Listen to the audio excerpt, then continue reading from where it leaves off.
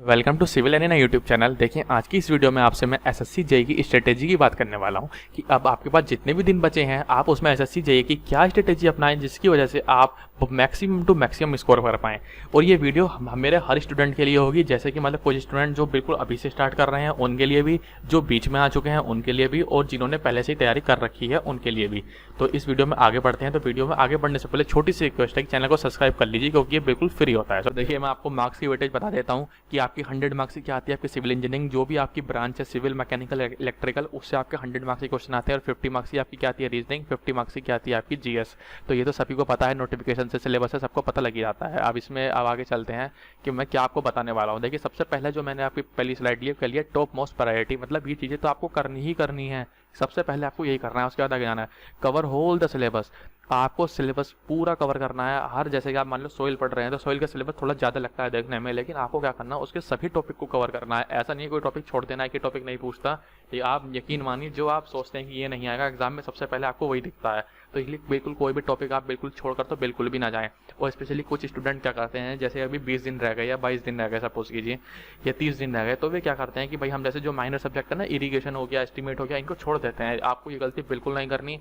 आपको ये सारे सब्जेक्ट बिल्कुल कवर करने हैं, क्योंकि अगर आप माइनर सब्जेक्ट को अगर देखें, आप सपोज कीजिए आप इरीगेशन छोड़ कर गए, इरीगेशन क्या है लगातार उसके मार्क्स बढ़ते चले जा रहे हैं। अब वो पिछली बार मान लो 4 नंबर का आए थे, इस बार मान लो इरीगेशन पूछ लिया 8 या 9 नंबर का, तो आपको तो रह जाएंगे।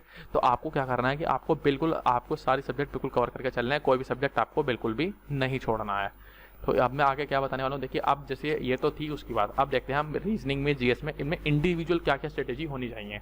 अब जैसे रीजनिंग है तो रीजनिंग में आपको क्या करना है।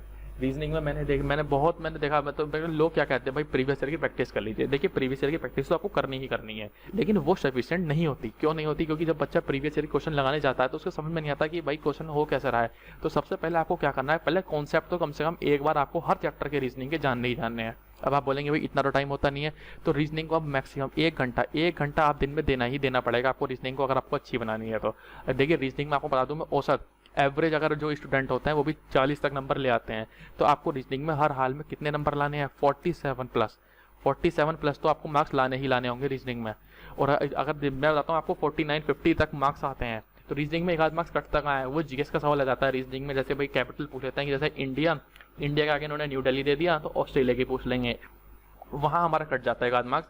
बाकी रीजनिंग में आप अगर आप कॉन्सेप्ट अगर जाएंगे तो कॉन्सेप्ट से जाने के बाद आपको सारे कॉन्सेप्ट अच्छे से कवर करने हैं। एक ही बार पढ़ लीजिए, लेकिन एक बार जरूर करने हैं सारे सिलेबस। जैसे सिलोगिज्म हो गया, एनालॉजी हो गया। देखिए एनालॉजी भी बहुत इंपॉर्टेंट चैप्टर है, और सिलोगिज्म इनको तो बिल्कुल करके जाना है। उसके बाद क्या करना है, 5 ईयर के पेपर लगा लीजिए, बहुत सफिशिएंट है।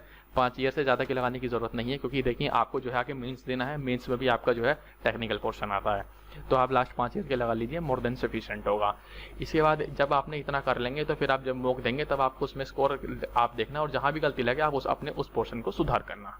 अब जैसे आप, ये तो थी रीजनिंग की, अब मैं बात करने वाला हूँ जीएस की। तो देखिए जीएस में सबसे पहले तो जीएस बहुत बड़ी है, जीएस महासागर है, आपको इसमें नहीं डूबना, ठीक है। तो अब इसमें सबसे, आप बच्चे कहाँ कंफ्यूज होते हैं कि जीएस में तो पढ़ने को इतना सारा है, आपको क्या क्या पढ़ना है। सबसे पहले तो मैं आपको बता दूं क्या आपको सबसे पहले पढ़ना है और क्या आपको नहीं पढ़ना। सबसे पहले आपको करंट अफेयर तैयार करने हैं। क्या करने हैं? करंट अफेयर तैयार करने हैं।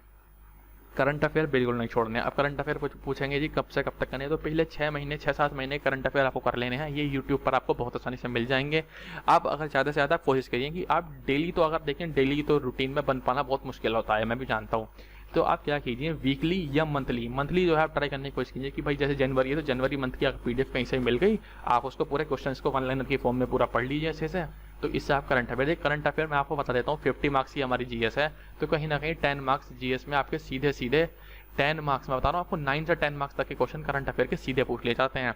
इसके बाद अगर आपने इतना कर लिया, इसके बाद करंट अफेयर के बाद आपको क्या करना है, साइंस पोर्शन पे आपने मौजूद करना है। जो आपके बायोलॉजी है, फिजिक्स है, केमिस्ट्री है, इन पे जाना है। बच्चे क्या करते हैं, हिस्ट्री में पहुंच जाते हैं। हिस्ट्री में क्या आपका एंशिएंट आएगी, फिर मेडिवल है। इसमें देखिए बहुत ज़्यादा टाइम चाहिए और उतने ज़्यादा मार्क्स आपका आउटपुट मिलते भी नहीं है। जीएस में सबसे बड़ी बात क्या है, पढ़ने को बहुत कुछ है और टाइम हमारे पास उतना है नहीं। तो आपको क्या करना है, वो चीज़ पढ़नी है जिससे आपको डायरेक्ट एग्जाम मिलेगा और ज़्यादा से ज़्यादा मार्क्स आप ले पाएँ। तो आपको साइंस सेक्शन में क्या करना है, बायोलॉजी पढ़िए। आप फिजिक्स केमिस्ट्री की, देखिए फिजिक्स केमिस्ट्री कितनी है, बहुत छोटे छोटे सब्जेक्ट हैं और डायरेक्ट आपको बिल्कुल स्कोरिंग सब्जेक्ट हैं। इनसे ज़्यादा टिपिकल क्वेश्चन आता भी नहीं और आराम से आप बना पाएंगे। उसके बाद अगर आपने इतना कर लिया, देन आप पॉलिटी पर आएंगे। पॉलिटी में क्या है, इंपॉर्टेंट अमेंडमेंट्स आपको याद रखने की, कौन कौन से अमेंडमेंट हुए, कुछ आर्टिकल्स हैं जो रिपीटेडली आप इसके लिए क्या कीजिए, आप पिछले 5 साल का पेपर खोल के देखें। तो जब आप पिछले 5 साल के पेपर से देखेंगे तो आप उसमें ये पाएंगे कि लगातार क्वेश्चंस का मतलब एक ही टाइप है, एक ही टाइप के क्वेश्चन रिपीट हो रहे हैं कि भाई अब ये बता दीजिए ये अमेंडमेंट कौन सा था, ये अमेंडमेंट कौन सा था। तो आप उनको एक बार उनसे पढ़ लीजिए। इतना करने के बाद जब आपका इतना हो जाए, मैं इतने से श्योर हूँ कि 20 मार्क्स 20 से 25 मार्क्स आपके कहीं नहीं जाएंगे अगर आपने इतना पढ़ लिया तो। इसके बाद अगर आपकी अब भी टाइम बचता है, आपके और करने का मन कर रहा है, तब आप क्या करें, हिस्ट्री पे, ज्योग्राफी पे, इकोनॉमिक्स पे, पॉलिटी पे, इन पर जा सकते हैं। ठीक है, पॉलिटी तो आपने ऊपर पढ़ लिया, अब हिस्ट्री, ज्योग्राफी, इकोनॉमिक्स आप इन सब पर जा सकते हैं। इतना सब कुछ पढ़ने के बाद देखिए जीएस में maximum two maximum 30 to 35 marks आ जाएं तो आपके मोर देन सफिशिएंट है। इससे ज़्यादा के लिए अगर आप कोशिश करेंगे तो कहीं ना कहीं आपका टेक्निकल भी खराब होगा। तो आपको ये पूरी कोशिश करनी है कि आपको इसमें ज़्यादा टाइम नहीं देना, लेकिन जितना देना है वो ऐसा देना है कि उससे हमें आउटपुट मिले। और कहीं भी किसी भी तरह कोई भी प्रॉब्लम आ रही है, भी किसी की बुक्स पूछनी है, रीजनिंग की है, जीएस की, तो आप मुझको कमेंट कर दीजिए, मैं आपको बता दूंगा। ठीक है, कहीं भी कोई भी डाउट आपको आ रहा है तो आप पूछ सकते हैं। ठीक है, तो अब हम आगे चलते हैं। ये तो जीएस और रीजनिंग की बात हुई। अब हम देखते हैं कि टेक्निकल पोर्शन में हमारी क्या स्ट्रेटेजी होनी चाहिए। तो देखिए टेक्निकल पोर्शन तो जो भी आपकी ब्रांच है, सिविल व्हाटएवर, सिविल हो, मैकेनिकल हो, कुछ भी हो सकता मतलब अगर हम वैसे हम सिविल की वीडियो बना रहे हैं तो देखिए इसमें आपको सबसे पहले क्या करना है, आपको सबसे पहले मैंने पीछे भी कहा था, थ्योरी को अच्छे से पढ़ें। ऐसा ना हो कि कोई चैप्टर आपने छोड़ दिया, कोई टॉपिक आपने छोड़ दिया, उसे कॉन्सेप्ट को बिल्कुल डिटेल में जाने। क्योंकि अब क्या है, टीसीएस पेपर बना रहा है, टीसीएस क्या है, नए ट्रेंड पे पेपर बनता है। इसमें अब पुराने क्वेश्चन आने काफ़ी हद तक बंद हो गए हैं। तो मतलब सेम टू सेम क्वेश्चन नहीं पूछता है, कोई एक आध क्वेश्चन तो देखो आकर कहीं ना कहीं से लग ही जाता है, लेकिन सारे नहीं पूछता। इसलिए आपको कॉन्सेप्ट को बिल्कुल डिटेल में जानना बहुत जरूरी, क्योंकि आपको अल्टीमेटली मेंस भी देना ही दे रहा है। तो अब जब आप मेंस देंगे तो अभी से मेंस देने के लिए टेक्निकल पोर्शन मजबूत होना चाहिए। तो अभी से अपना टेक्निकल पोर्शन इतना मजबूत रखें कि अगर मेंस आपका 1 महीने के अंदर भी ले लिया गया तो आपको कोई दिक्कत ना हो। तो इसलिए अभी से अपना मजबूत रखें। लेकिन आपकी अभी जो स्टडी होनी चाहिए वो प्री के हिसाब से होनी चाहिए। अभी कुछ बच्चे मेंस की स्टडी भी कर रहे होंगे, तो देखिए अभी मेंस की स्टडी करने से कोई फायदा नहीं है। अभी अपने को ज़्यादा से ज़्यादा आपको जो है प्री के हिसाब से तैयारी करनी है।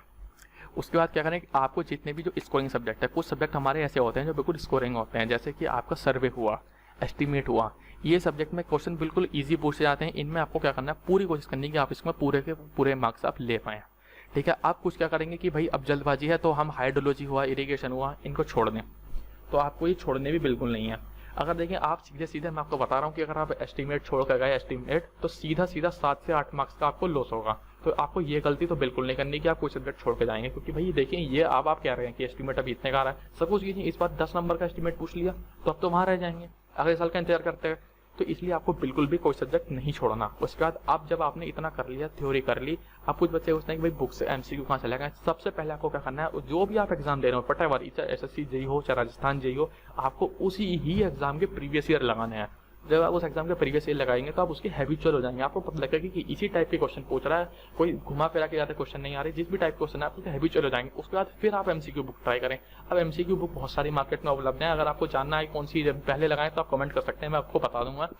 लेकिन अभी जो सबसे पहले आपको काम करना है कि पहले थ्योरी को अपने अच्छे से कवर करें। थ्योरी को कवर करने के बाद ही आप आगे जाएं, जब सब्जेक्ट कवर हो जाएं। ठीक है, तो ये तो थी अभी तक टेक्निकल पोर्शन की, जीएस की और रीजनिंग की। तो अभी तक कुछ स्टूडेंट ऐसे होंगे जो अभी तैयारी करना शुरू करेंगे। मैं उनसे कहना चाहूँगा कि जो आप अभी से करना चाह रहे हैं तो आप बिल्कुल कर सकते हैं, क्योंकि अभी एग्जाम का कुछ नहीं पता है कब होगा।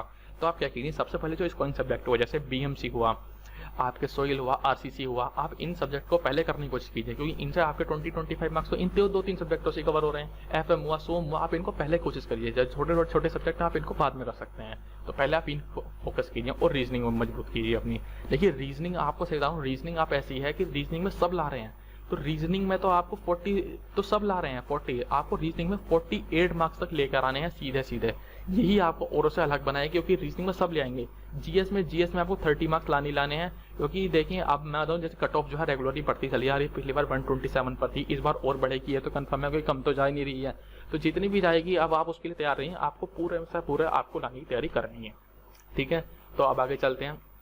देखिए अब मैं लास्ट में कहना चाहूँ, लास्ट है ये बट लीस्ट नहीं है, कि आपको अपना पूरा एफर्ट देना है 200/200 मार्क्स से। जब तक आपकी स्ट्रेटेजी ये नहीं होगी, जब तक आपके एफर्ट्स 200/200 के लिए नहीं होंगे, तब तक आप इसमें अच्छा स्कोर नहीं कर सकते। आपके दिमाग में ये कहीं भी आया कि मुझको ये टॉपिक छोड़ना है, ये टॉपिक छोड़ना है, तो आप अच्छा स्कोर नहीं कर पाएंगे। तो इसमें जब भी आप प्रिपरेशन करें, इस बात को अच्छे से ध्यान रखें कि आपको पूरे में से पूरे मार्क्स लाने के लिए ही पढ़ाई करनी है। ठीक है, और बाकी फिर जो होगा वो देखा जाएगा। अपना पूरा बेस्ट देखा ही है। So thank you for watching this video. अगर आपको वीडियो में कुछ भी पसंद आया हो, अगर जरा सी वीडियो आपके लिए हेल्पफुल रही तो प्लीज हमारे चैनल को सब्सक्राइब कर लीजिए। इस वीडियो को आप जितना ज्यादा हो सके अपने फ्रेंड के साथ शेयर कीजिए। So thank you for watching this video.